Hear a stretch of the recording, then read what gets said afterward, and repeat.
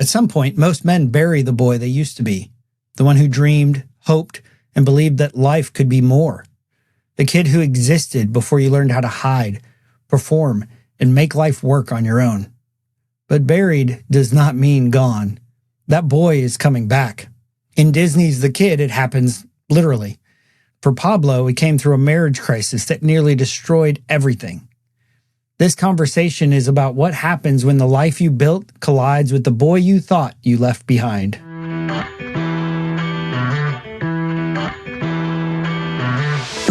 The movies and stories we love are gateways to see ourselves and God in new ways. Every great story borrows its power from a larger story, the story that's written on our hearts and woven into the fabric of our very being.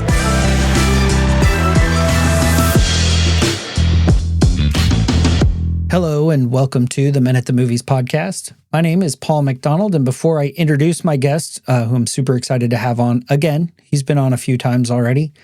I want to just encourage you, if you're listening to this, you probably want to go check out our YouTube channel, youtube.com/@menatthemovies, because we're going to be showing some clips. Some of them are a little bit longer and have some non-verbal, non-dialogue-y sort of thing, but the visuals really will help us as we have this conversation. So again, check out our YouTube channel, like and subscribe and do all the things. But for now, I look forward to talking about this Disney movie, The Kid, with my friend Pablo. Hey, Pablo, how are you doing today? I'm doing great, Paul. Thank you for having me today. Well, I'm very excited. We've been struggling, in a word. Struggling's not the right word because we just sort of walked with the invitation, but we've tried to have this conversation now for a couple months. And so sickness has derailed us, but it's all in God's time, right? Yeah, I'm glad that we're making it happen. The time is now. We're right on time today, Paul. And so, Pablo, you're now in Miami. If you've been listening before, he was out in Colorado, now in Miami. And I know him probably most deeply through Wild Sons, the ministry that you shepherd, I think is the correct word. And you were also recently kind of highlighted. Your story was highlighted on the Wild at Heart docuseries. And so when I saw the series, I was like, hey, I know these guys. Let me have them on the podcast and see if they'll come on and share some of their stories so that we can point people to that series. And you should absolutely go check it out again at YouTube. This time the / is at Wild at Heart. So before we kick off with The Kid, what was it like? What was your reaction when the Wild at Heart group came to you and said, we want you and Juanita to share your story?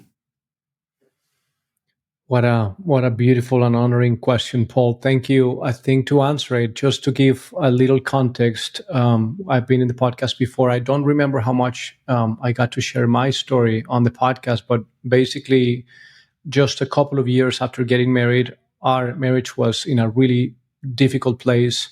We ended up separating for 8 months. We were on the verge of getting a divorce. And it was at that point that an incredible friend and mentor came and began to fight for my heart. And what he used at the time was the book Wild at Heart to take me back into my story and lead me on a journey of healing and restoration and masculine initiation, which transformed my life in more ways that I could even mention, and then saved my marriage and transformed my marriage, and it's saved my family. Now I've been married for 24 years and we have 2 incredible boys, 14 and 8. And so since then, this is back in 2004, we became big fans of John Eldridge and the Wild at Heart team and anything that came out of their house. And so reading books and podcasts and attending their events over the course of many years.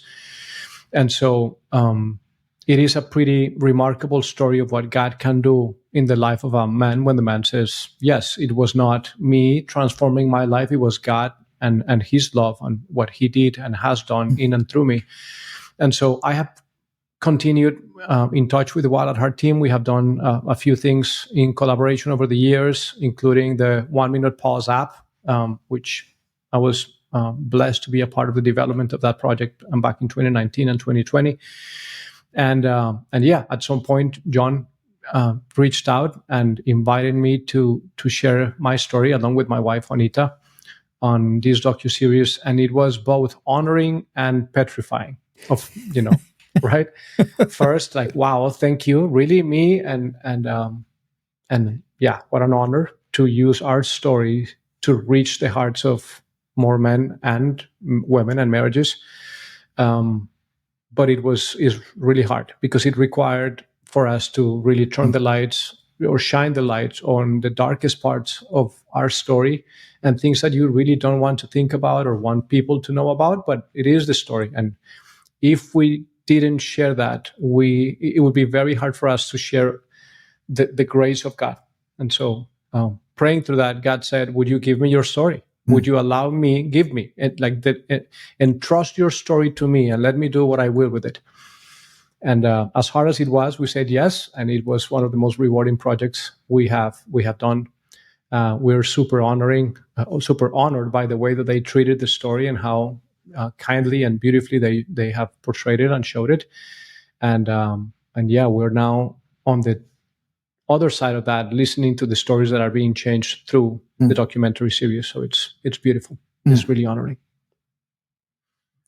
It's really cool. And even as you were that was the summary. That was, as we were talking before the show, we said, I don't know how deep we want to go with this, because if we really pull out everything that we see and feel and have experienced through watching this movie, The Kid, we could talk for easily 3 to 5 hours. Easy. Yes. We're not gonna put the listeners through that. But one of the things that I wrote down was that I think is, you really want to do the elevator pitch of your story. It's the story of the power of love to transform. Mm-hmm. Yeah, I could not put it in a better way. And you're going to see that when we get to the very end. You're going to see how everything wraps up in that direction and that point. So Pablo, when I asked you, it's like, hey, I want you to come on the podcast and talk about your story and what movie would you like to use.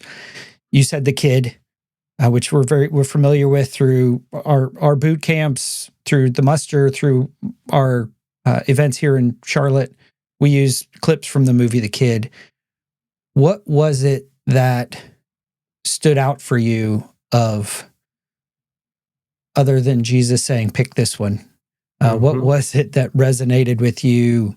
And the piece that we really want to dive into today with regarding our stories. Yeah, well, the first thing is I could not believe that no one had chosen that movie before. Given the spirit behind your incredible podcast, that no one had chosen that movie, I just wanted to grab it and say, "Oh, okay, that's mine. That's mine." Paul and I would be chatting about The Kid, and then second, because my life, and we just mentioned some of that, given the documentary series, has been the journey of becoming. By 2004, when all of this took place, what we show in the documentary, and just to tease a little, it's a story of addiction, it's a story of infidelity, it's a story of separation and almost divorce, but then bigger than that is a story of restoration of all of that, redemption. Mm-hmm. And that's the story that we see in The Kid. Different circumstances, right? It's not necessarily addiction and infidelity and none of that, but below the waterline, meaning at the level of the heart, is the story of a man who wants to be a great guy. He wants to be a good man, but finds himself in a place of disruption as a result of what he has experienced along his life. We talk in our events, at the Wild Zones events, about moments in our lives where we have the capacity to pause and ask ourselves the question, who have I become? And then wrestle with what words would I use to describe that man? Is it loving and true and courageous and alive and free, or is it checked out or passive or hurting? Or what words would I use to describe the man that I have become? And then what words would I use to describe the life that I'm experiencing? Is it a life of adventure and passion and freedom? Or what words would you use to describe the life that you're experiencing? And then lastly, what impact am I having on the people that got us entrusted to my care? And so if my wife could describe her experience of me, if my children could describe their experience of me, if my brothers, if my friends, if my coworkers could describe honestly and vulnerably what is the experience that I have as a man on them, what would they say? And he finds himself in a similar place. He needs to wrestle with the man that he has become, the life that he's experiencing, and the impact that he's having on the people around him. And it's not good. It is not good, right? But then it is the story of redemption. It is the story of restoration. And so it's a perfect parable for the masculine journey, for that journey that God is inviting every single one of us, so that we get to experience a life worth living, which is his desire for us. And so that we can become the men and the husbands and the fathers and the leaders that he created us to be, living from a full heart. And so that is one of my favorite movies ever, because it's that perfect metaphor, that perfect parable for what I just described. And I've watched it 1,000 times. We've used it, as you mentioned, on our events, and can't wait to unpack it together, Paul. And the context of this movie is Russell Duritz, played by Bruce Willis, he's approaching his 40th birthday. And that's a natural time. Many men come to grips, they call it a middle life crisis sometimes, where they look back and wonder what impact they've had.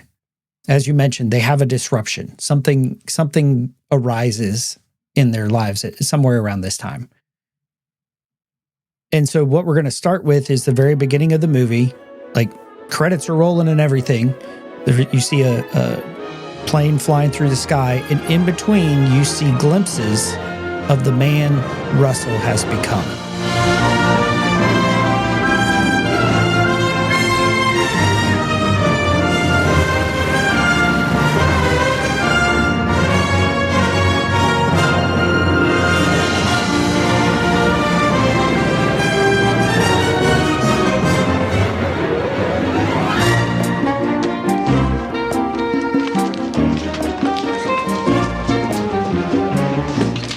I'm sorry, I can't seem to find my purse. I must have 10 of them.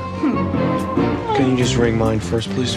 There's someone ahead of you, sir. I usually keep my change in my little change bear, but... That's almost interesting. How much is hers? $5.26. You just add it on, please. Hold on. If it's not in this one, it'll be in another one. That'll be $9.65. Thank you very much. How sweet! You didn't have to do that for me. I didn't do it for you. Check some bags next time. Sure.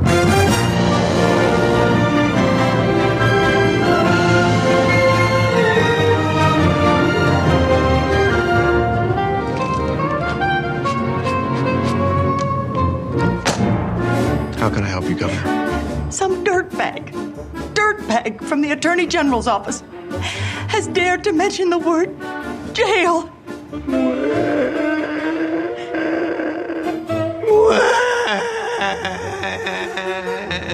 Somebody call the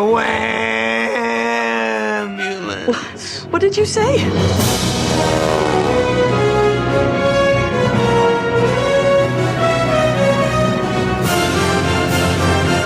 Governor, do you know what the #1 killer of politicians under the age of 60 is? No. Self-pity. Now, Governor, I'll be more than happy to help you out of this mess that you so willingly seem to have stepped into.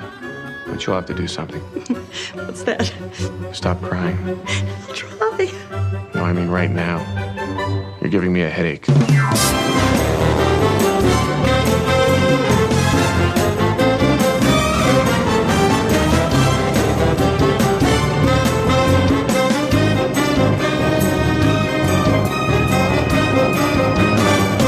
Excuse me, folks.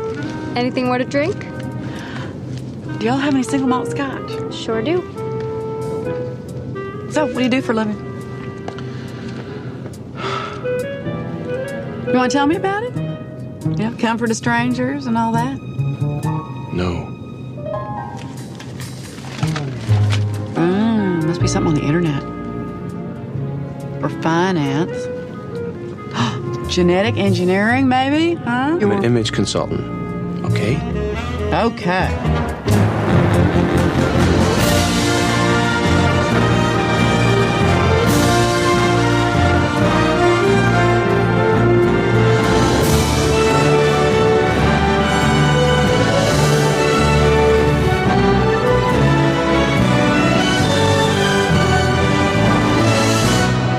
So you sort of troubleshoot for folks, you know, give them makeovers when they need revamping, right? Right. Hey, look.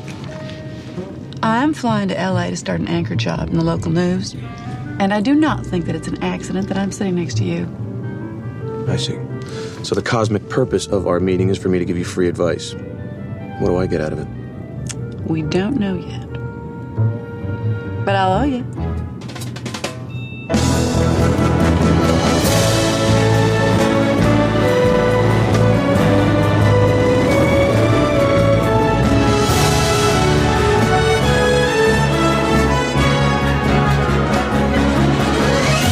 If I do it, will you shut up?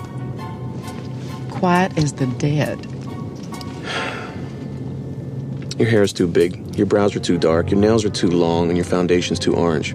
Your perfume's too sweet. It's the news, honey, not the prom. I like your eyes.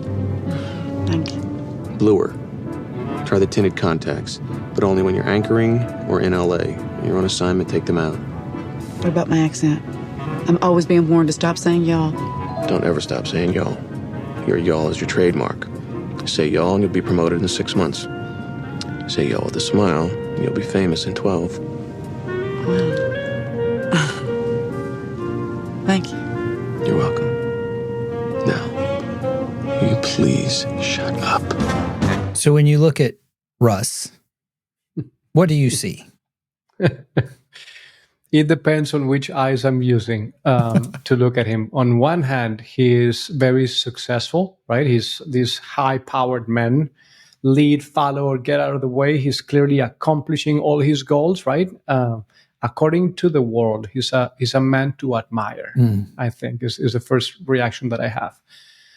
But, and there's always a but, right?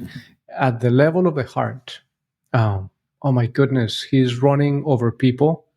He is basically a jerk, right? He has absolutely no awareness of the effect that his presence has on the people around him. He only has a mission, and his mission is to get whatever he wants done. And so even though the current world and culture would probably worship a man like him, my God, if I pause to really evaluate, he's got to be a pretty miserable man. And, you know, you and I have watched that movie multiple times, and so we know more than what we see in the clip, even though it's just hilarious. I love watching it every single time. And by the way, one thing that caught me highlighted really, really strongly as I saw it was the contrast between him and all these situations where he is pretty much, hurting people along the way.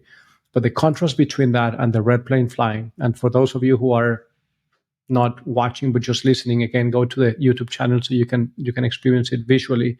There is a red plane that keeps flying around, and you don't know what the red plane is about. But up until this point in the movie, it's a symbol of hope. Mm-hmm. It's a symbol of adventure, and there is a symbol of freedom. And so even though this is the man that he has become, it's not late. And there is hope that things can be different. It was my perspective now. How about you, Paul? What else do you see? Oh, you just said it. How what struck me as you said is we won't know till the end of the movie the significance of the red plane. Mm-hmm. But that red plane is being piloted. That red plane is being piloted by older Russ, and Russ is coming to the rescue. Right. Because as I mentioned in the tee up, the disruption is coming. Yes. And we look at it as bad, an inconvenience. It might be an injury. It might be, it might be an illness. It might be, who knows? It could, for most of us, it's not an 8-year-old boy showing up on our doorstep. Yeah. One more thing that I saw on this, and sharing this with total honesty. When I saw this clip, I saw myself many times, meaning not necessarily the successful, high-powered part, even though I would like to be described as such, right? There's a part of me that, yes, of course, I want that. But more so, the in awareness of the effect that my brokenness has on the people that God has entrusted to me, how blind I can be at times, and how I'm operating to try to make life work in whatever capacity that is, right? To protect myself from dangers that I'm perceiving, or to promote myself because I need to make it in the world, whatever that thing is what he's doing. And I find myself doing that. Many years ago, you've heard me share this story. We were on vacation, and we finally made it to the cabin where we were staying. And I had been just wrestling with the kids, not doing what I wanted them to do. And come on, please. And, the frustrations of young families. And when we finally made it, I invited my wife to drink a glass of wine and go outside and watch the stars. And right, I'm romancing the beauty, and things may get great tonight, and we can have a good time. And so I approached her and I asked her something like, "How's your heart, honey? And how beautiful that we're here." Her response was the disruption that you're talking about. Very lovingly, she said something that really hurt me at the time, but it was an invitation towards freedom. She said, "Pablo, let me share something with you. Sometimes living with you is like living with a sergeant set on his ways, who is more concerned with accomplishing his mission than loving the people that God has entrusted to him." And at that moment, part of me wanted just to jump up and scream at her and tell her how unfair it is what she's saying. You have no idea, and all that I'm doing is for you, and the kids are blah, blah, blah, blah, blah, blah. But she was right? A part of me, right, the way that I had been sort of herding my family, like herding cattle during the day to get us to where we were, was mostly because I just wanted to get it done, but not because I wanted to, right, love them well. Of course, I want to love them well, but my autopilot, my Russ Duritz in the clip that we just saw, was the equivalent to a sergeant set on his ways, and I needed to be called out on that. And so, for our audience, for our listeners and viewers, who is that Russell Duritz in you? Right? For some, it may be that successful guy that is lead follower, get out of the way, and you're simply making it work in life, and you have a ton of money and a ton of prestige. Awesome and great for you. There's nothing wrong with that, particularly. But what is the effect that you have on others, and where's that coming from? Right? What kind of men have we become? What kind of life are we experiencing? And more importantly, as a result of that, what is the effect that we're having on the people entrusted to us? Yeah, and that story is not from 2004. That wasn't from way back. That's a story of a man who's years into this. You bet. That was probably 2013, 2014, something like this. Yeah, right. It's not that at some point in 2004, when I experienced what we show in the documentary series, and then I received healing and everything was perfect. No, there is a journey, there is a process of restoration, and it's taken more than 2 freaking decades in my life, but it's worth it. It's worth every minute. It's worth going through it and continuing to peel layers and experiencing more healing and more restoration. And part of that is, I think, it might sound daunting to be like, oh, you've done this for 20 years and you still have these things, right? We still have the impact. I still react to my grandson in ways that I don't want to do. And I even told the guys at the fire the other night, as we asked, how's your heart doing? I'm like, I'm wrestling because I know who I am. I know who I want to be. And there are still gaps. And there's still times that I don't, where I'm like, I'm too busy. I got to do this. I'm like, I'm not really that busy. I can go shoot baskets with my grandson. Yeah. I can sit down with my wife. I love the question that you're posing, Paul, because that is the question that Russell is going to have to wrestle with. it is the question that we have to wrestle with, and it's probably the perfect transition to what now happens in his story. So is that gap between the man that I know I could be and that I want to be, and the man that I find myself being at times, right? Those parts of me that react emotionally, and I, yell at my kids or snap at my wife or react emotionally in this way or that way. What's that gap about? Where is the gap? How do we find what's in the way? What's in the way of me becoming all that God created me to be? And you used a word that we're going to talk about as we continue, that word parts. There are parts of me that respond one way. There are parts of me that respond another way. And I think there's a quote out there attributed to a number of people, but that we are all the ages we have ever been. Mm-hmm. And so into Rust's story, we find 8-year-old Rusty. His 8-year-old version of himself shows up. Russ thinks it's a hallucination. He is trying to avoid, he wants to keep the past in the past. He's got a tic that he denies, his eye twitches. Obviously, he doesn't like the crying. He's damaged, his wife, the girl he's dating. And so into this scenario, into his world appears this 8-year-old boy who is his younger self, which we all have.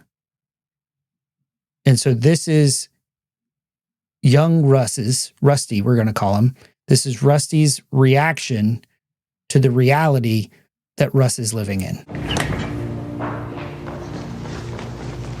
Chester!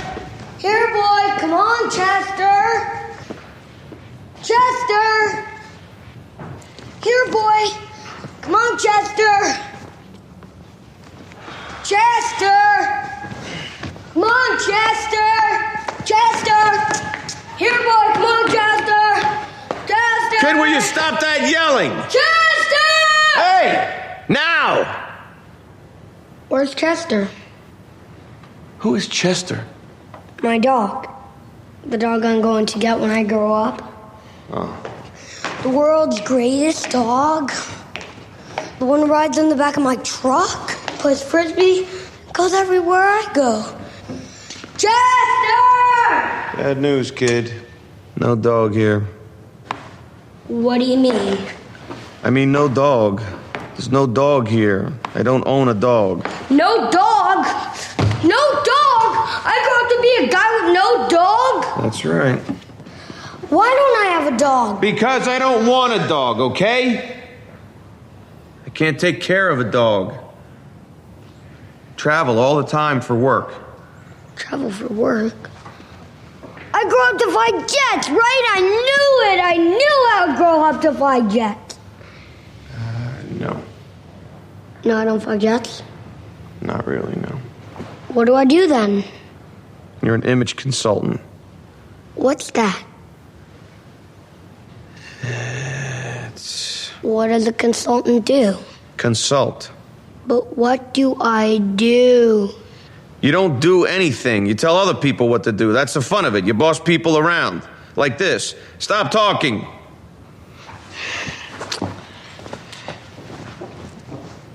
Shouldn't there be a lady here somewhere? What do you mean, a lady living here? No. I live alone. I thought you said you were 40. I said I was almost 40. So? So, I'm 40, I'm not married, I don't fly jets, and I don't have a dog? I grow up to be a loser. Oh, it's so beautiful. It's beautiful. It's perfect. The contrast between the well put together guy with his suit and a tie in the gorgeous house that, by the way, has an echo because is empty, right? Yeah. It's empty, and but he's perfectly put together, and the contrast between him and this incredible boy as it gets, right? His wonder and his childlike heart, right? And you see what happened. When along the way did he lose all of that? What happened that incredible boy had become this heartless man? And it takes the evaluation of an 8-year-old boy, right? In the eyes of the world, again, everyone would worship at the altar of the self-made successful man. But the boy's description of the man is, I don't fly jets, I don't have a dog, I don't drive a truck, and I don't have a wife. I grew up to be a loser. That's his conclusion of who he became. It's disruptive, but it's really poignant and beautiful. And what we're seeing externally is actually what happens internally for us. Yes. The word I wrote down is, as he's going through looking for Chester, is that younger self, that younger part is incessant. And as much as we try to silence that part of us, it's like, I don't have a dog, I'm a loser. I don't fly jets, I'm a loser. I don't have a wife, I'm a loser. Like, and we try to kill it. We stuff it in a box. We just like, I wish, and we see through the movie how Russ treats Rusty for a long time with derision, with mocking, with hatred. Like, he hates this part of himself. Well, he spent his entire life trying to forget that boy, trying to push it down and to become someone else, right? It's almost as if his life today at 40 is the polar opposite of who Rusty was. And it feels on purpose. And so I think it's worth, Paul, going back when we talk about this journey of restoration that God invites us into, the very verse that Jesus chooses to use to describe his ministry is drawn from Isaiah 61. You know this well, is, I have come to heal the brokenhearted and set the captives free. And the word brokenhearted, if we go to the origin of that word, it is literally the ones whose hearts have shattered. So the word in the original is leb shabar. Leb shabar. Leb means your heart, your will, your self, your very self. Whoever it is that God created me to be has been shabar. And shabar means shattered, broken into pieces. And so as a result of our story, every single one of us has experienced this condition because of the wounds we have received and the story that we have experienced. Our heart, our self, our will, the thing that makes us each individually us, has been shattered. And there are different fragments. And one of the fragments is this 40-year-old man who is well put together, knows how to succeed, knows how to tell people what to do and boss them around, as he said. A different part of him is this beautiful 8-year-old boy that he's, as you're describing, pushing down, trying to make disappear, trying to make him, try to forget him completely because he doesn't like him, right? It is Russell who believes Rusty is a little loser. He doesn't like him at all. There's contempt for that little part. And what you're calling out is that same condition that we're seeing in this beautiful metaphor is real for each and every one of us. I have my heart, myself has been shattered, and there are individual pieces of my soul, and I just don't like some of them. And so there are moments in my life where I feel exposed, when I feel like an 8-year-old boy, right? And I don't like that. I feel shame. I feel insecurity. And so I try to shove that down and pretend that things are right and take control and push, instead of wonder, what's with this kid? What's with this kid? And so I wonder what that is for you. I wonder what that is for the listeners and the viewers out there. Could we there invite God to show us what are those parts of me that have been showing up lately and that I have not paid attention because I need to get my act together, right? A friend of mine and I were having a conversation yesterday on the phone, and he was sharing with me that he's right now going through a lot of financial pressure. He's doing well, but there are additional expenses that he's having to incur in, and he he's experienced this anxiety that he had not felt in a long time, and he's just trying to pray it off, right? Like, oh, Jesus, please take this anxiety. I trust you. I need to trust you. And of course, that is true. But this anxious part of him keeps popping up. And so with the same curiosity, I asked him, I wonder if there is a part of you that is asking for some airtime. Meaning, is there a Rusty that is showing up in your life and you're just trying to make him disappear? Are you just trying to get him to shut up like Russell is with Rusty? And sometimes that part needs air, needs to speak, needs to say, you know what? All the longings and the desires of my heart are not being fulfilled. I wanted a jet. I wanted to be a pilot. I wanted a beautiful dog. And I grew up to be a loser. And that part needs that air as part of that healing process and as part of that journey of integration that we're going to go deeper into with the movie. And going back to your story about the cabin with Juanita and the boys, that sergeant who shows up is protecting that part of you that wants a really good thing for your family. Yes. Like you want that lovely evening on the porch with your wife. You want this awesome time with your boys.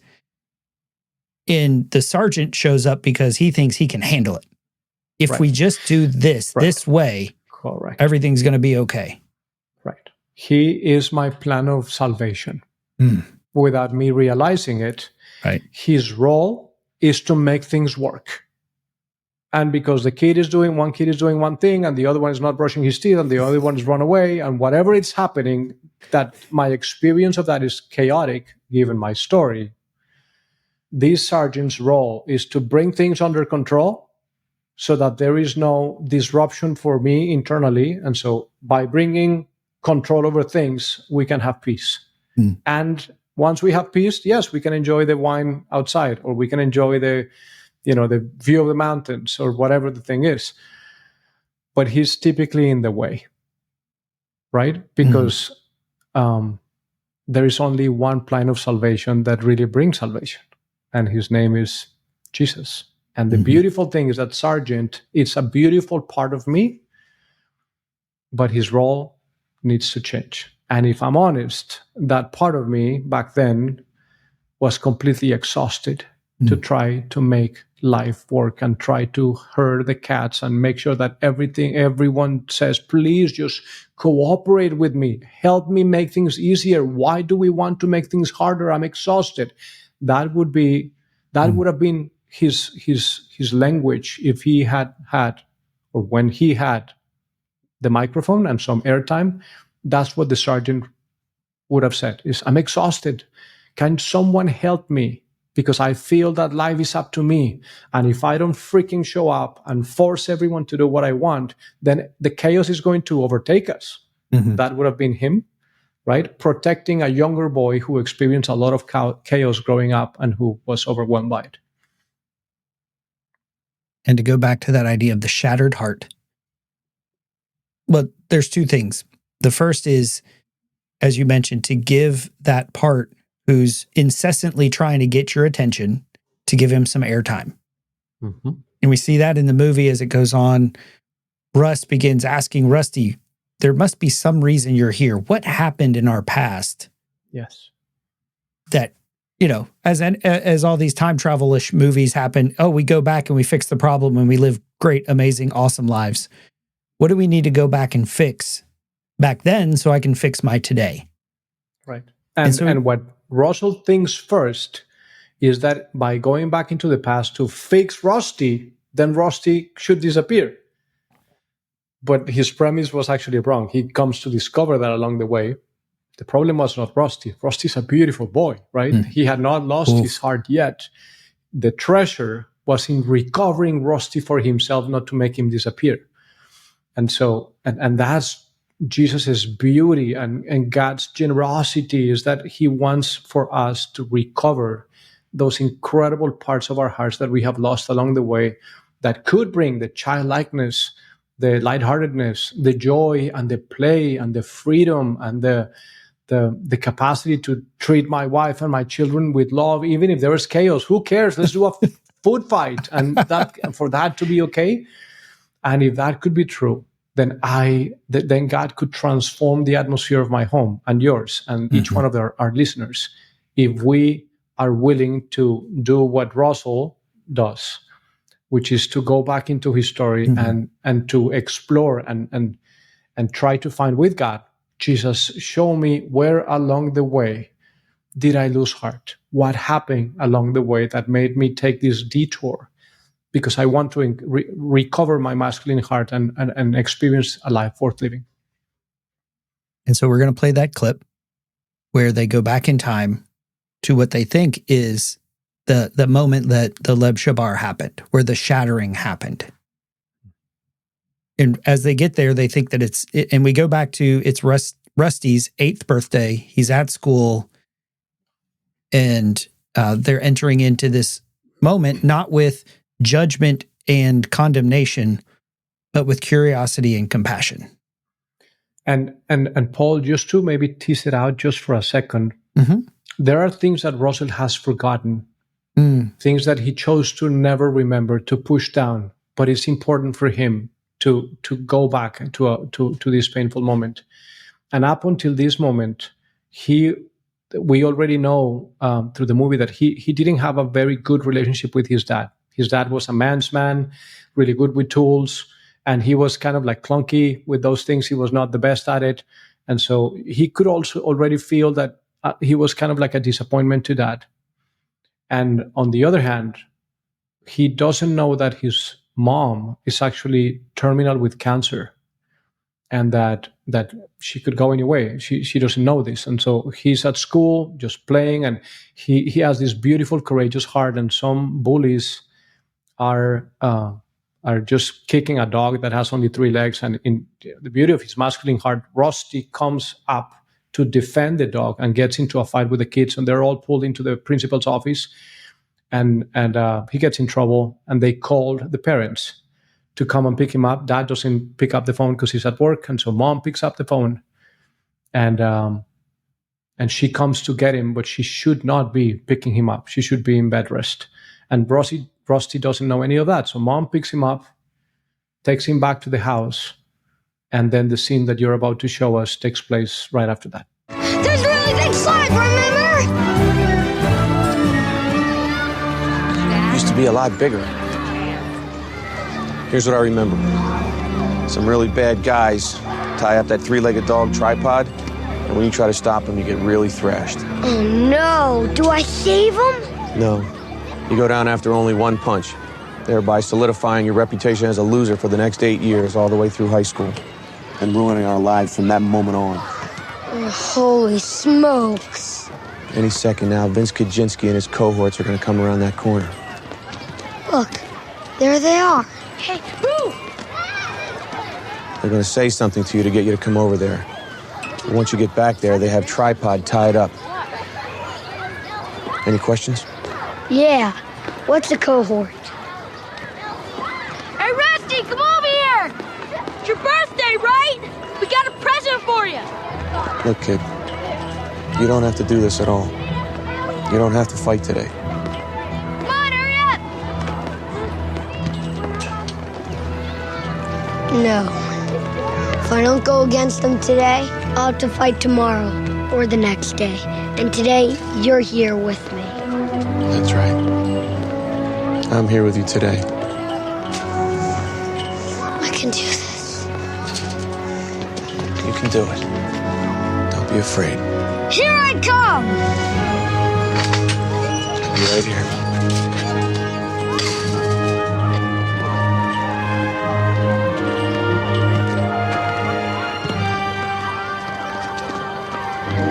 What took you so long? Come on, Rusty. I just saw it, and it's on, man. Yeah, hurry up. Surprise. We're far out. Besides that, you want to make me really happy. I've never seen anything. I'm not supposed to show it to you, but I'll make you an exception. Yeah, they never let me see it.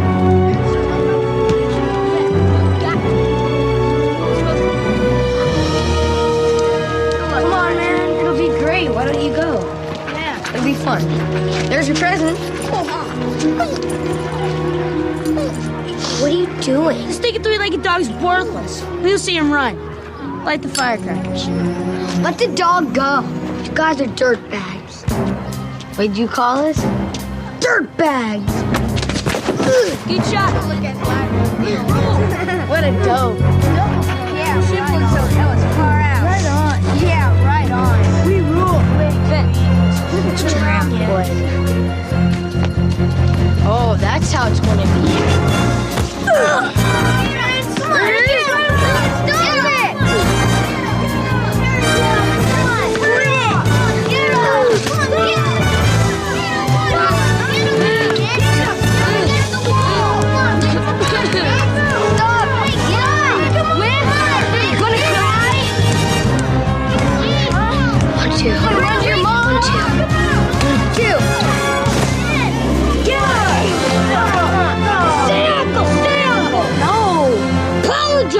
No! Stay, Uncle! Apologize! Uncle, I'm sorry!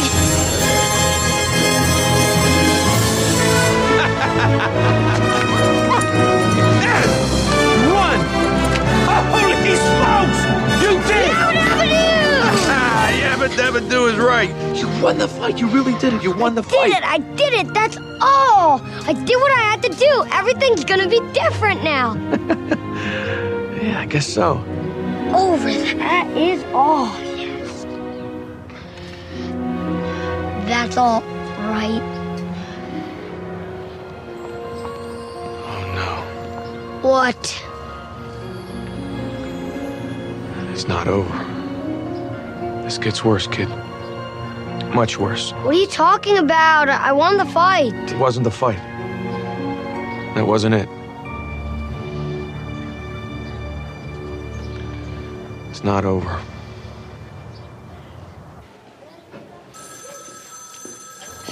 Ice on the ice, son.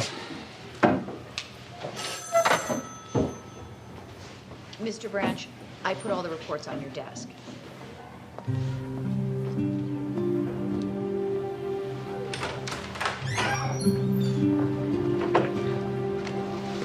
Mom, I'm sorry, Mom. I'm sorry. Oh, it's okay. It's okay. I'm sorry you had to come in, Mrs. Duritz. You don't know you haven't been well. Please, don't punish him, Mr. Branch. It's his birthday today.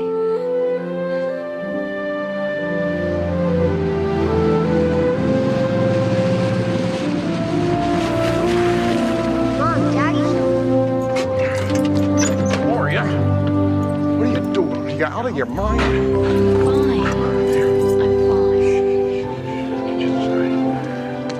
You stay there. Please don't scare him. He's had a hard day. Gloria, the doctor said you weren't to leave the house.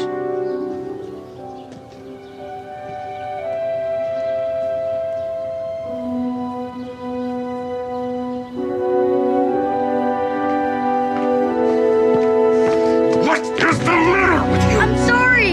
How can you do this to your mother? What are you trying to do? Kill her faster? What? We're gonna lose her. You pull some stunt like you did today. You're killing her. I found the screw, Dad. Look, the screw. Stop crying. Here's the screw, Dad. Look, here it is. Here it is. I found it. Stop Please, crying. Daddy, look at the screw. Here it is. Stop crying. Stop. You gotta grow up now. Do you understand? Grow up. Grow up.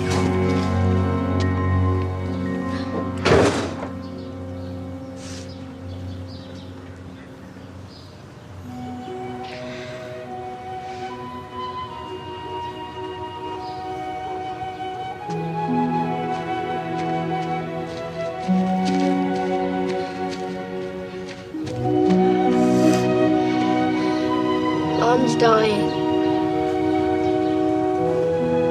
I know. Soon? For your next birthday. Did I do it? No. No, you didn't do it. It's not your fault. Dad was just saying those things because he's scared. Because he knows that he has to raise you alone. He doesn't know how to do it. I thought you never cried. Not since my 8th birthday. Guess I'm starting up again. Come. Because I just figured out where I got that twitch from. Somebody called the ambulance. There is that boy within us, within every one of us, who has experienced the violence of a world at war. And that is the moment where the fragmentation takes place, where the shattering of the heart happens. I'm struck by older Russell thinks that the problem is that Rusty lost a fight, that therefore he got named loser and he became a loser from that point on. And so this person that he became has been his best attempt to become the opposite to loser, being successful in his own strength. And his attempt was to fix the young boy because he is the problem and he is a loser. But through the journey, he begins to experience revelation of what actually happened.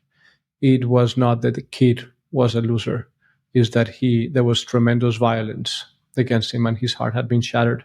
And so his posture towards the kid changes.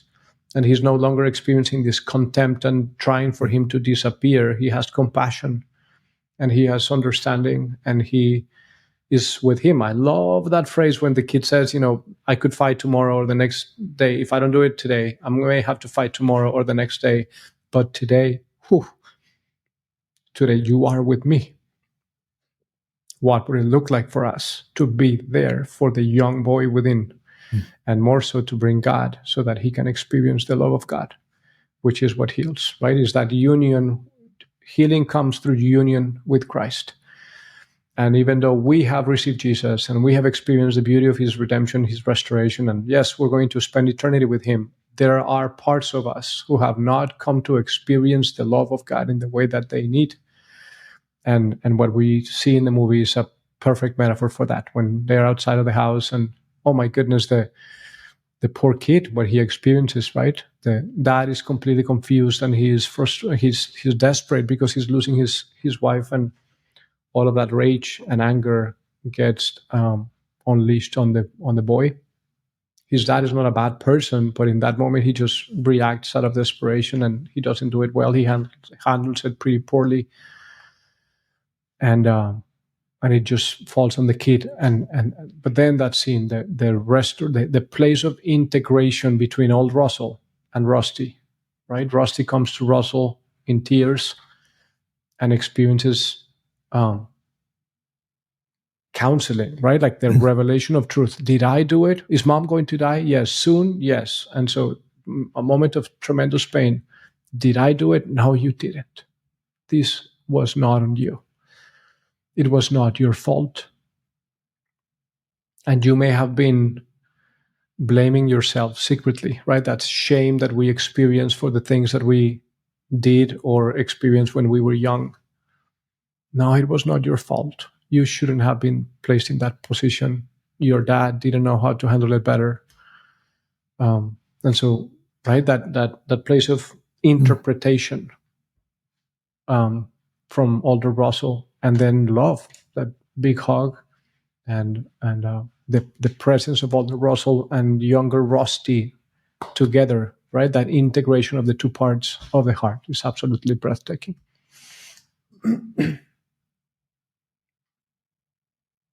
Because what we see in almost 40-year-old Russell is that the way he treated his heart and his dad, because of that moment, became the way he treated everyone. Yes. Oh, so good. You use the word contempt, and that's the perfect word, because he had such contempt for the loser that he felt that he was. Yes. Because his 8-year-old self had the question, did I do it? And subconsciously, Russell was saying, you did. It's your fault. Mm-hmm. That's what Dad said. Yeah. Well, and that shines light, back. Jesus in Matthew, in the Gospel of Matthew, he's unpacking, right? Love the Lord your God with all your heart, with all your soul, with all your mind, and with all your strength. And the second commandment is this: love your neighbor as yourself. There's no commandment greater than this. We cannot love others if we don't love ourselves. The way we love ourselves is the way we end up loving others, right? That sergeant set on his ways, that showed up and that shows up occasionally, and that is trying to bring people under control. He's really trying to bring that young boy within me under control, because if he was not under control, he was in danger. And so back in my story, living with my mom and my sister after my mom divorced my dad or ran away from my dad from a really, really bad place, we were living in my grandma's house. My grandmother, 2 uncles, and then my mom, my sister, and I came to live in my grandma's house under that in that situation with them. And my grandma was pretty neurotic, and she had a very short temper, and she didn't like the fact that there were now 2 young kids in the house making a ruckus. And so she would threaten my mom that they were going to kick us out of the house if we made noises. And so my mom, what she had to do was, turn the TV in a low volume and get my sister and I to watch TV for hours, because we were kind of like not making a ruckus and therefore not making big noises and not destroying the house or not being kids. Right. Because the risk was too high. And I learned very young, I cannot jump, I cannot make noise, I cannot run around, and I cannot scream, I cannot do anything like that. And when that thing happens, occasionally, well, not anymore, but as those things happened for a period of time with my kids being young, it would trigger something in me, and the sergeant set on his ways would show up, trying to bring control, shut down, lower the volume, let's not make a ruckus. Why? Because there's that boy within that he needed to protect, right?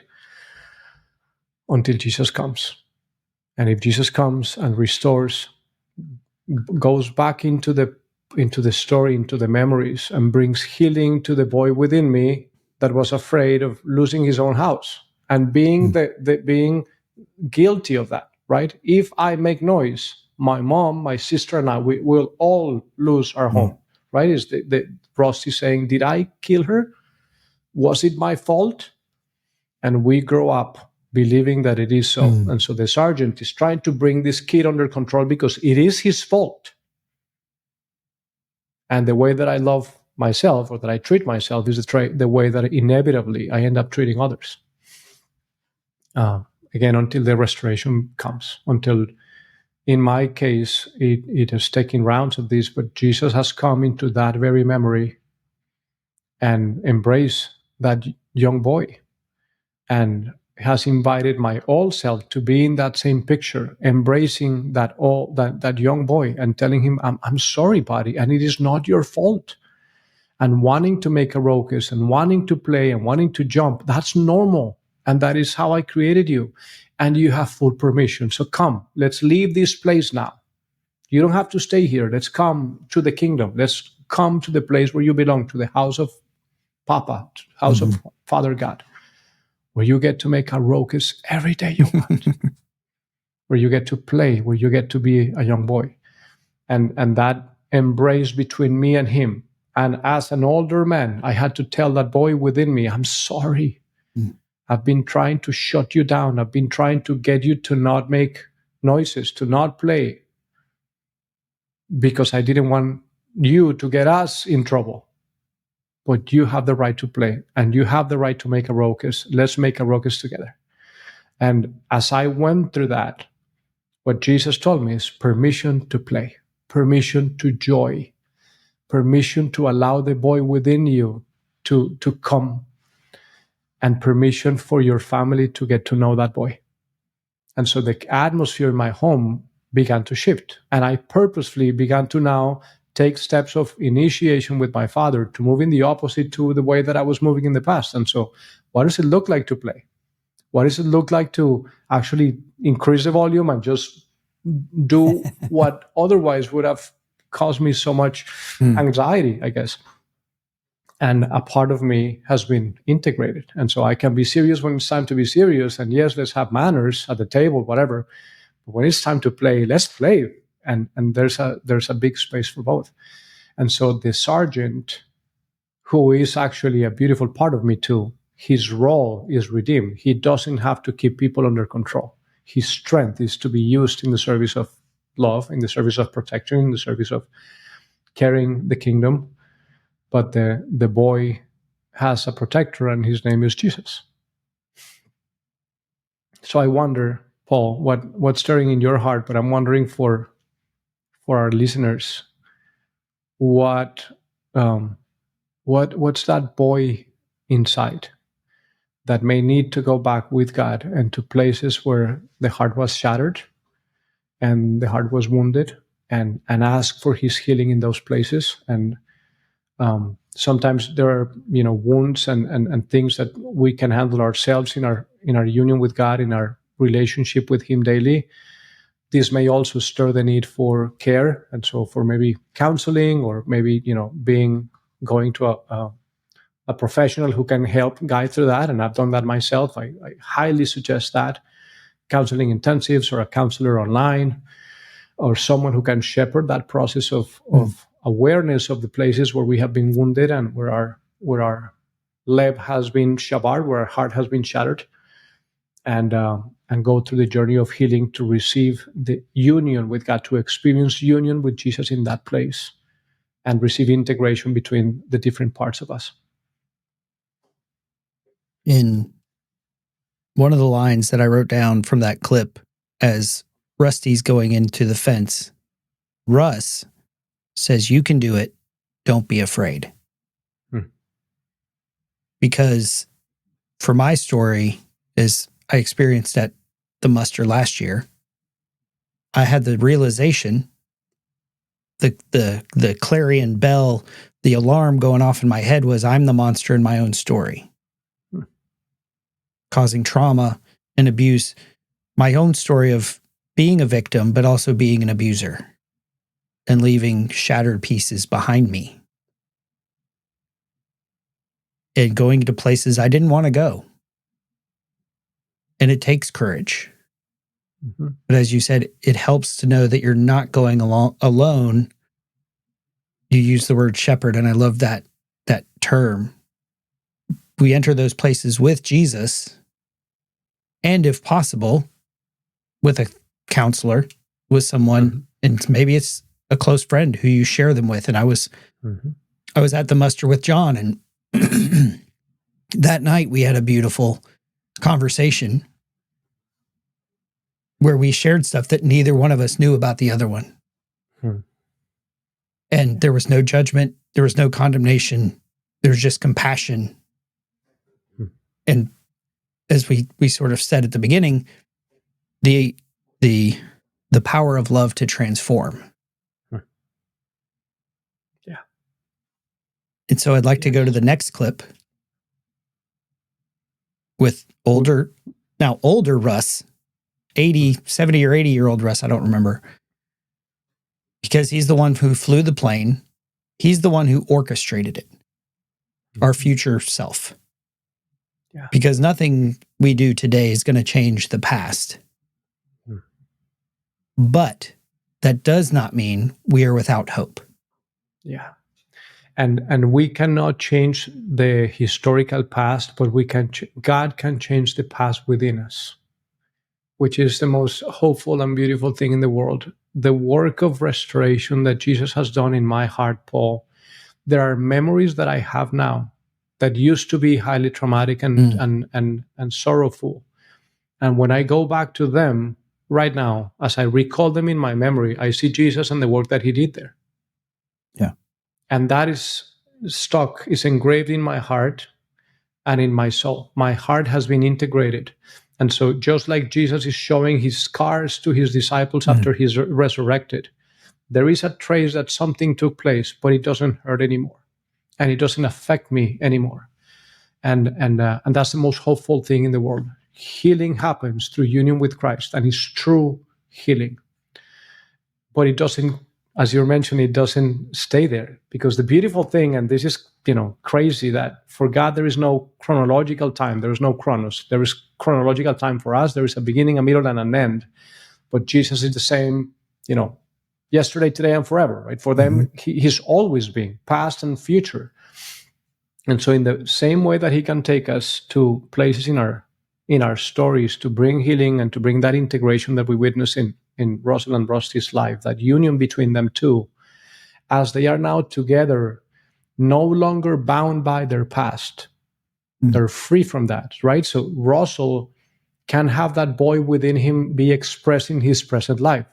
Childlike joy and playfulness, and not the a-hole that we saw in the first clip. Or not only that.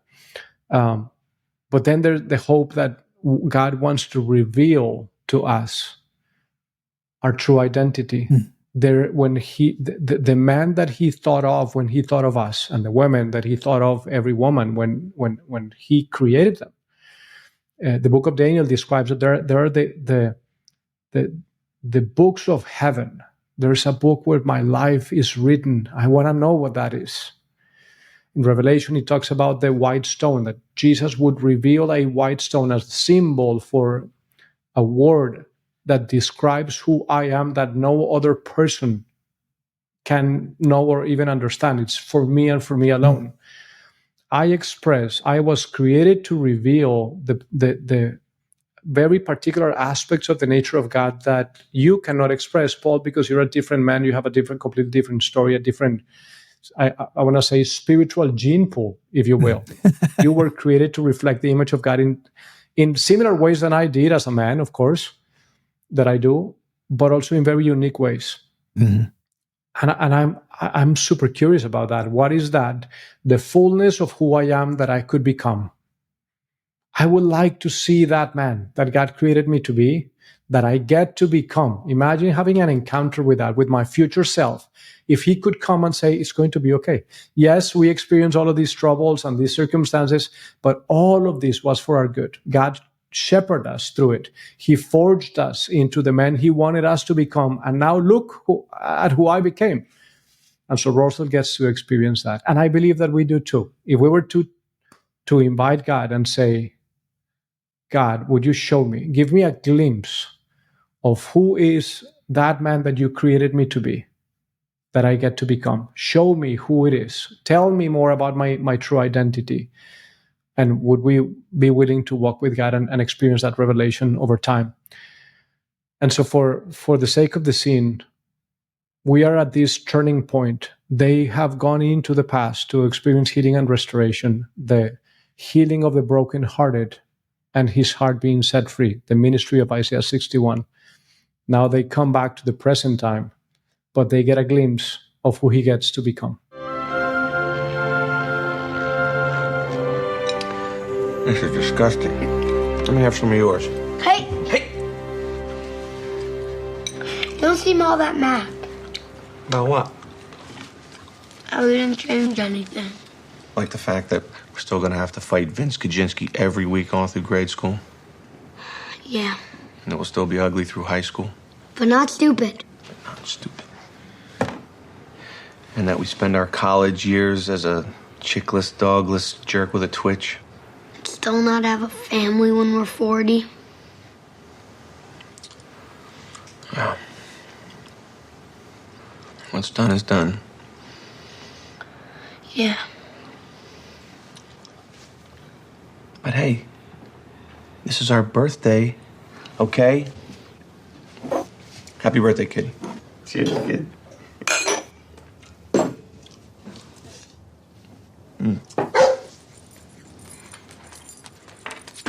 Hello, boy. How you doing? Who are you? Jester, come on, boy.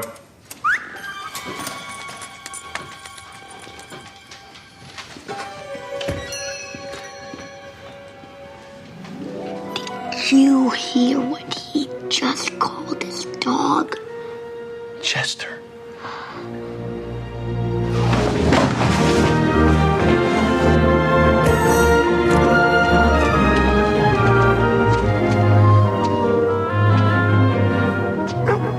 Can that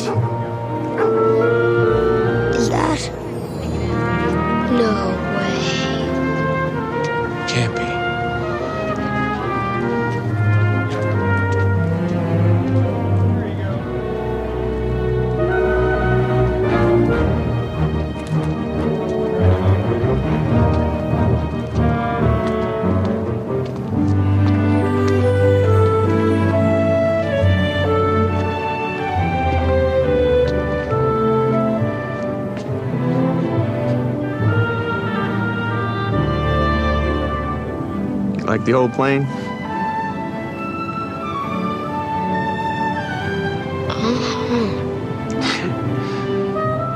Yeah. You did all this. You put that plane on my doorstep. Yeah. Yeah, I thought that was a particularly nice touch. Yeah, it was. I bet you got a lot of questions. Yeah. Well, I wouldn't worry about it. Got 30 years to figure them out. Right now, I gotta go. Family's waiting.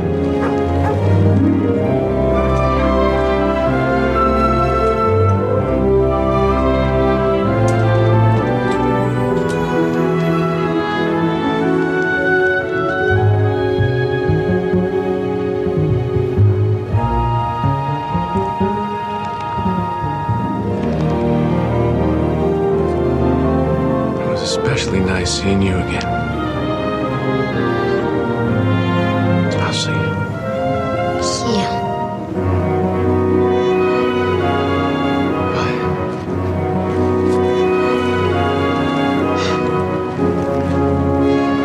Holy smokes.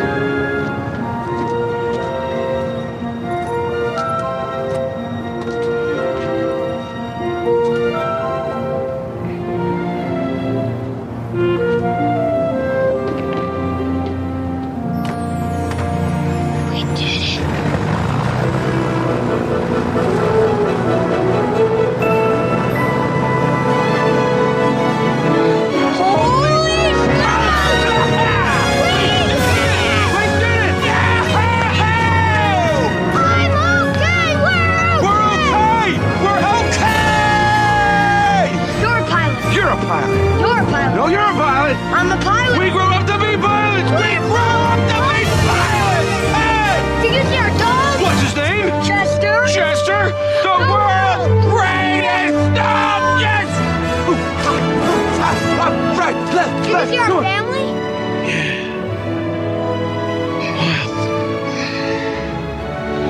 That old lady looked familiar. I thought so too.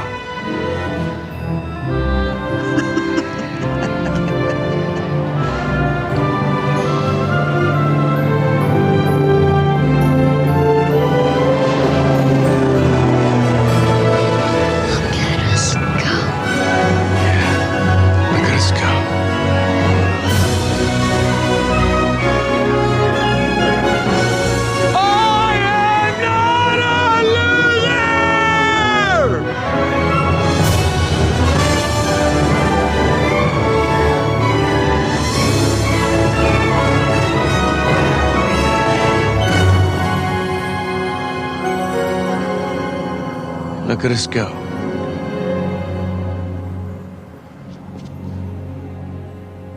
Kid.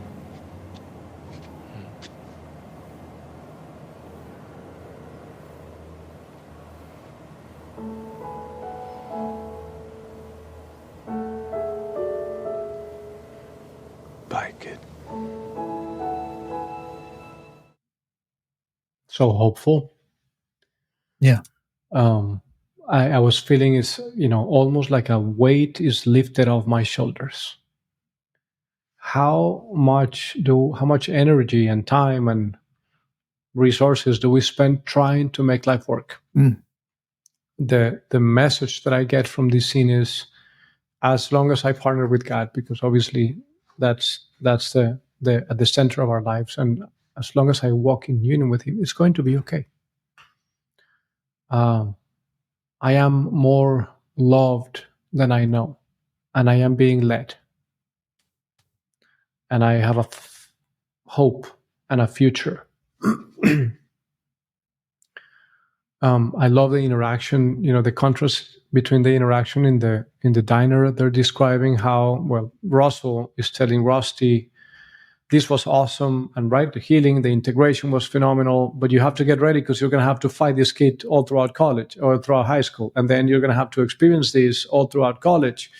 And then the kid says, yeah, and I need to wrestle with the fact that I'm going to grow up to be a 40-year-old man who doesn't have a truck or a plane, who does not a pilot, and who doesn't have a wife. And And yeah, that is a reality because he's 40 and that's not going to change between 8 and 40 now, 39 turning 40. But it doesn't mean that it cannot start changing now. And so, oh my goodness, it is never too late. Yeah. And to have the privilege to experience healing and restoration from what we have experienced in our past, integration of those fragmented parts, and also see what's possible in the future if we stay in the path with God. That changes everything. That changes absolutely everything.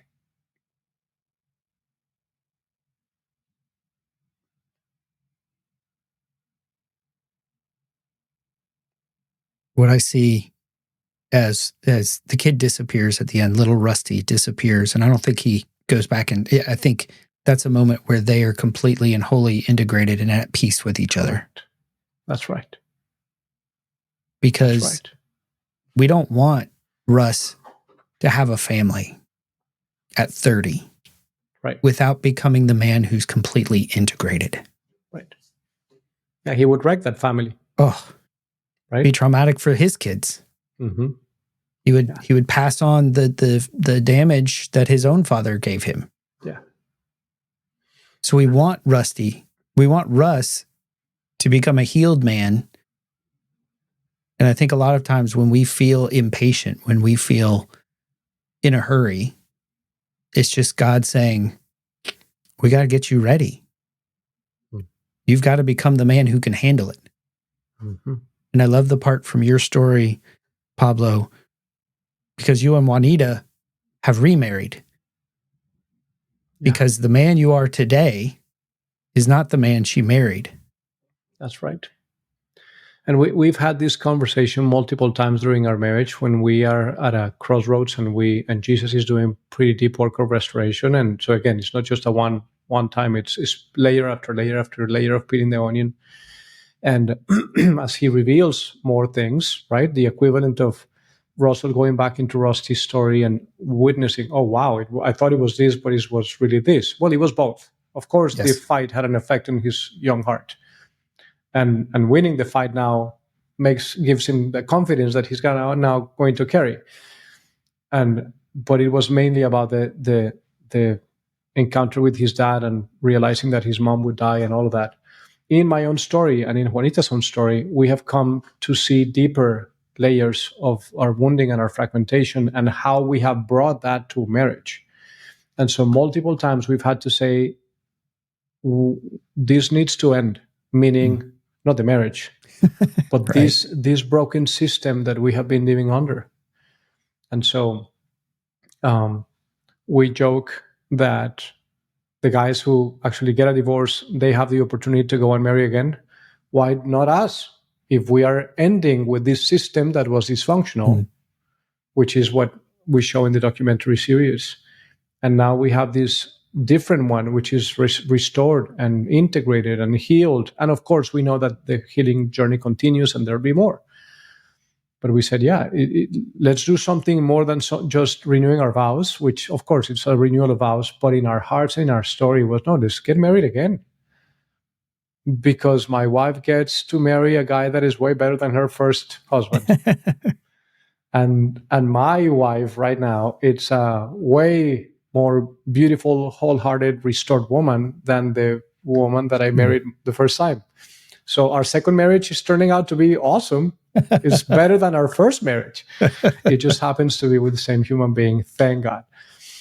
But it's not the story for some marriages. Some marriages actually end up in separation, divorce, and there is hope. As long as you heal and you restore your masculine heart and your feminine heart, for the ladies, you get to have a story of redemption. Now, the problem is that we sometimes believe, oh, it's her. And so divorce, I'll get a new one and my problems will stop. When in reality, there is so much within you, just like it was in Russell, that you're unaware of. And you're carrying that from one relationship to the other. And so that's why if you think about the statistics on divorce for second, third, fourth marriages, plus it's just a handful of them actually stay together. Because there is a portion, of course, that is about the other, but most of it is about ourselves. And so, as you're saying, just like we want Rusty to become a wholehearted Russell so that he can handle what God wants for him, that same is true for each one of us. And my role in my marriage is to clean my side of the street. I have no control over what she does or doesn't do. And I am entrusting that to God in her own journey, that she's going to walk with God and continue her own journey of healing and restoration with my support. But what I can control is my self-control, the fruit of the Spirit. And therefore, Jesus, come and change me, heal me. And the pieces where she is getting on my nerves, the question is, why does that get in my nerves, God? Mm-hmm. And it becomes a trailhead to deeper healing. Why am I reacting like that? Why do I feel this frustration? What is this rooted in? And if I approach the situation with that question, then it becomes a conduit of deeper healing, deeper restoration. And then, it doesn't bother me anymore. And now I can help her with the portion that is of her in love. And what I just described is basically the plank and the speck, right? I see what I see in her. It just pisses me off, but it's why? Because I cannot see clearly, because I have a freaking log in my eye. And so the journey of removing that log, healing, restoration, transformation from within allows me to see clearly and then help her in love for her sake, not for mine. It's hopeful. It's beautiful. He was the one orchestrating their story, the old Russell. He was the one flying the red plane, and he was the one starting this conspiracy to bring healing and restoration. We get to become who God created us to be. But Russell hasn't become that man yet, right? You said you may have many questions. Don't worry. You have 30 years to explore them. The question for Russell, 39-year-old Russell turning 40, the question now that his wound has been healed, his fragments have been integrated, and he has had a glimpse of who he could become, what he has is choice. He was tied before that. He was chained to the wounds that he had experienced, which had made him into this heartless jerk of a man. And now he doesn't have those chains anymore. He has choice. He doesn't have to be a jerk anymore. He is loving himself, the little boy in him, and therefore he can love others as himself. And he also has a glimpse into who he can become if he makes the proper choices, which is the most beautiful gift God can give us. The dignity of causation, as we know that Pascal says, and John Eldridge has taught countless times on. We get to participate in the story that God is writing with every single one of our choices. And so the restoration of our identity, of our true identity, it rests on these two pillars: an encounter with God, that constant revelation of who I get to become, of who he thought of when he thought of me, plus the 1,000 choices that I get to make every single day and every single year and every single decade, so that a decade, 2, 3 decades from now, I can then look back and say, look, Father, you have done it in participation with me, with my yes. And so how could my life be different if I chose to love that future self, that Pablo in 5 years, that Pablo in 10 years, if I could see him and love him well today, what choices would I make so that his life in 5 years, in 10, in 15, in 20 is a phenomenal life, so that he can become all that God created him to be. Hello? I'm here. Russ? Russ? Hi, Janet. I'm back here. I'll be out in a second. Hey, a couple of questions. Why am I not at the office? Why are you not at the office? And where have you been? Did you call my dad? Yes, I told him you'd be there Sunday to help him move. You almost had a heart attack, if that was your intention. What about the plane tickets to Hawaii? I booked them 2 first-class seats. You leave at 2. Got a pen? Change these names on here. Use my credit card.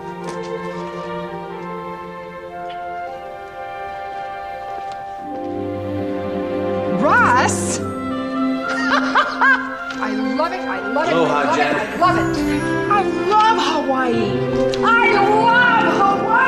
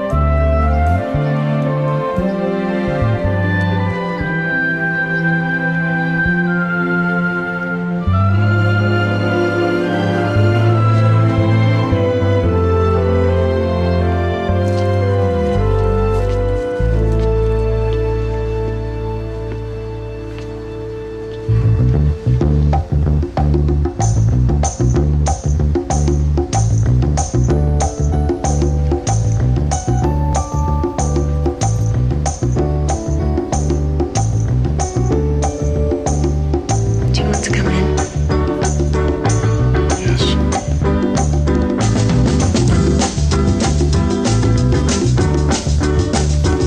Your love lifted me higher than I've ever been lifted before. It takes 1,000 choices every day and every decade, but they're worth it. Oh my goodness, the man is a different man, right? You see the smile on his face. You see that he's rested and he's relaxed. He's joyful, and he begins to move in the opposite, risking in love.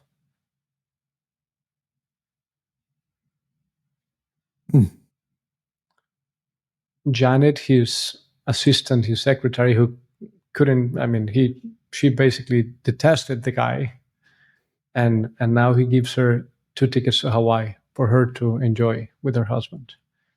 And he wouldn't talk to his dad because since he was a little boy at 8, he had been resentful of him and their relationship was broken. And now he's choosing to go and invest in love and help him move.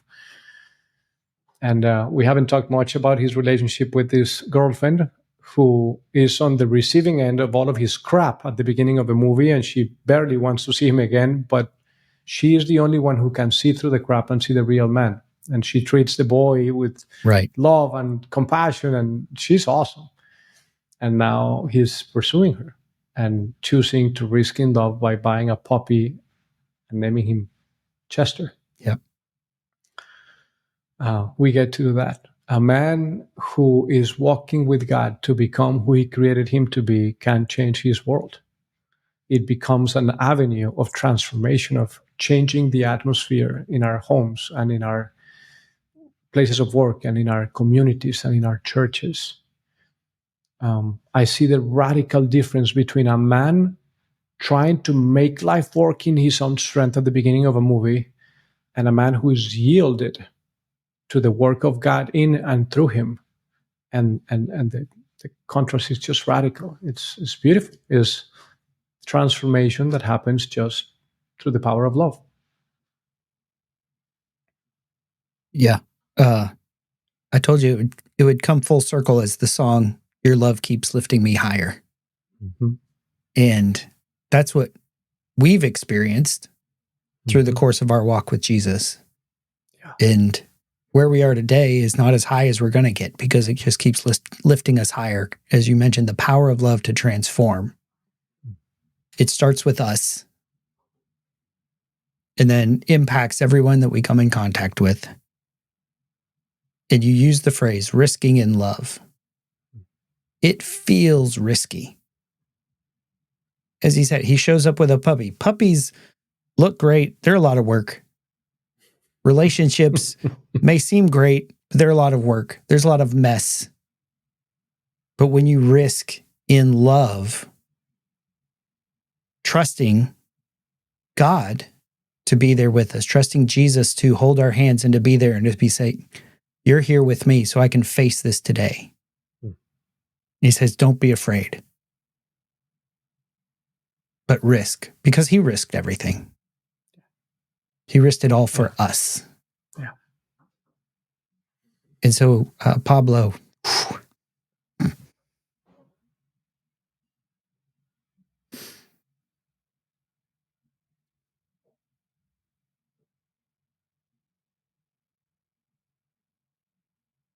would you close us in prayer for both healing of the younger pieces of us, of identification of those younger pieces, and so that we might see the future self that God is offering to us? Yeah. Honor to do that, Paul. Father, Jesus, Holy Spirit, thank you. Thank you for your relentless pursuit of our hearts. Thank you that you will stop at nothing until we have been fully restored and healed and initiated as men and as women, and until we have become who you created us to be.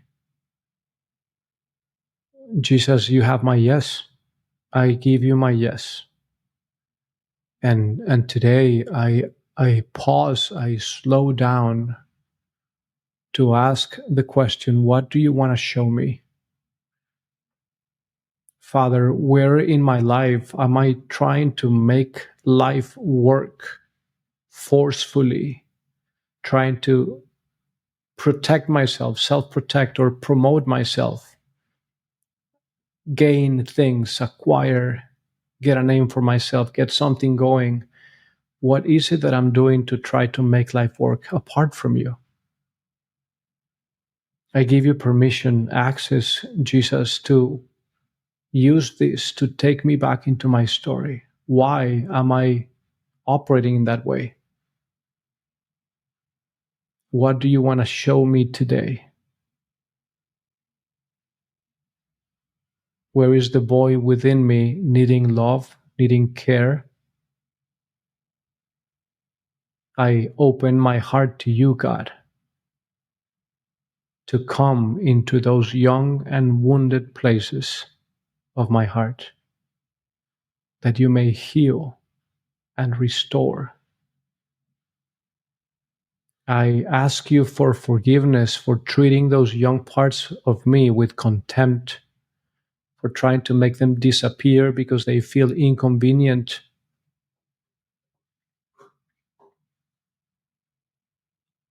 And I choose to cooperate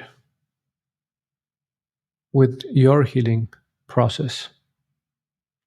I ask you, God, to take me back into those places, to lead me to shine your light, to bring awareness, but deeper still, to bring healing. I invite you, Jesus, to come into those broken and wounded places in my soul. I ask you to come into each of those memories, that I may experience union with you in that place.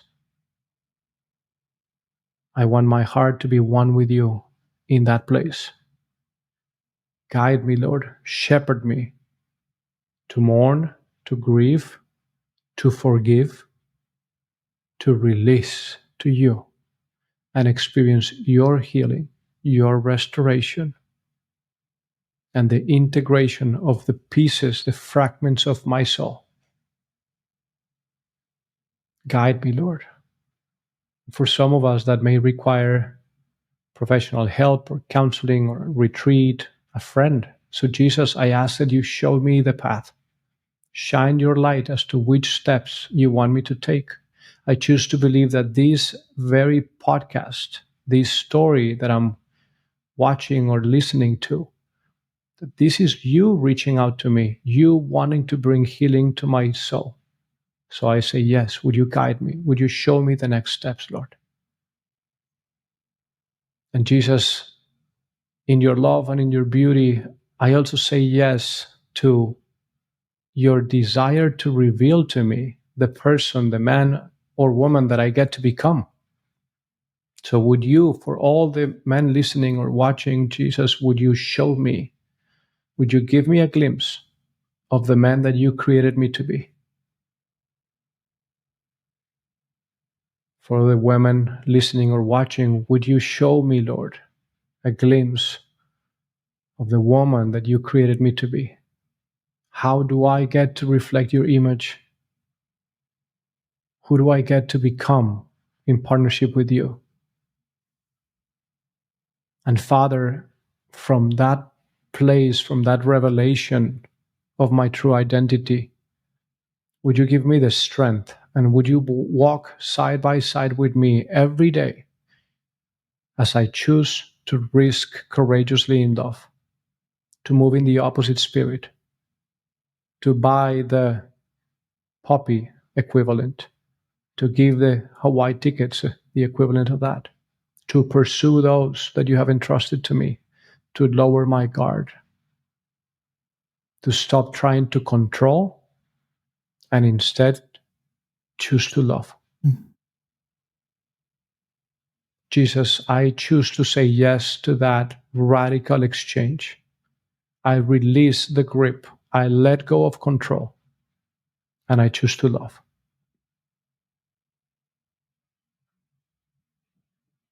In Jesus' name. Amen. Amen.